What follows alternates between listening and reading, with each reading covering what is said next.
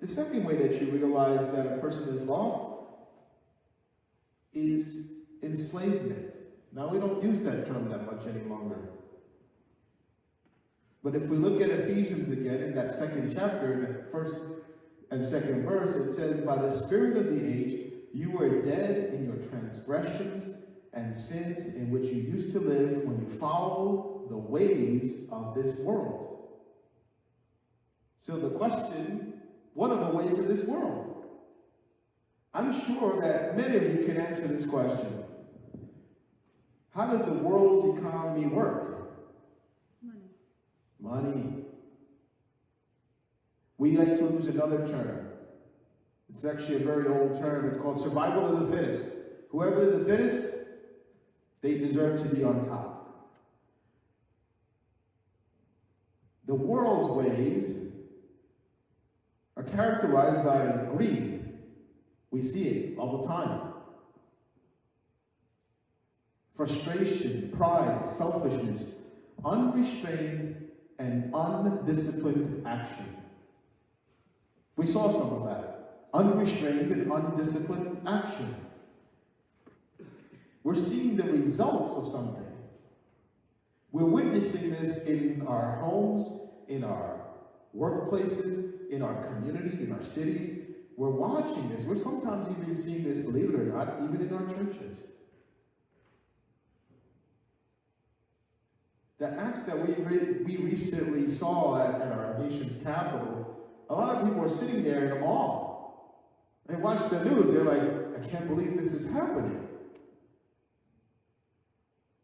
And I think to myself, where were you the past 4 years? Where were you before those 4 years, by the way? Where were you when people were frustrated, when they lost their jobs? Where were you when people were being demoralized? And you saw someone step to leadership that literally took advantage of that. There's a wonder, but if we understand the spirit of this age, we don't have to wonder. We know where it came from now. You see, as Christians, we understand that there's something deeper that's going on than just political unrest. There's been political unrest and division for as long as we can record history.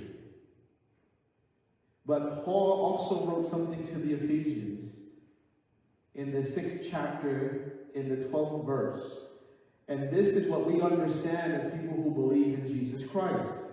For we do not wrestle against flesh and blood, but against the rulers, against the authorities, against the cosmic powers over this present darkness, against spiritual forces of evil in the heavenly places.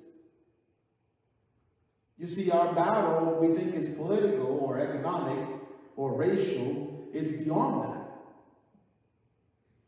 There's a spiritual war that is going on that is now we're seeing the results of it.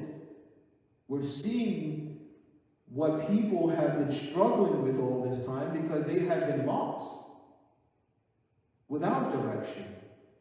And when you don't have any direction and someone says, I know the way, you go, okay, I've been lost long enough. Let me follow this person. Until you realize that they're also lost. And now it's that age-old saying, the blind leading the blind.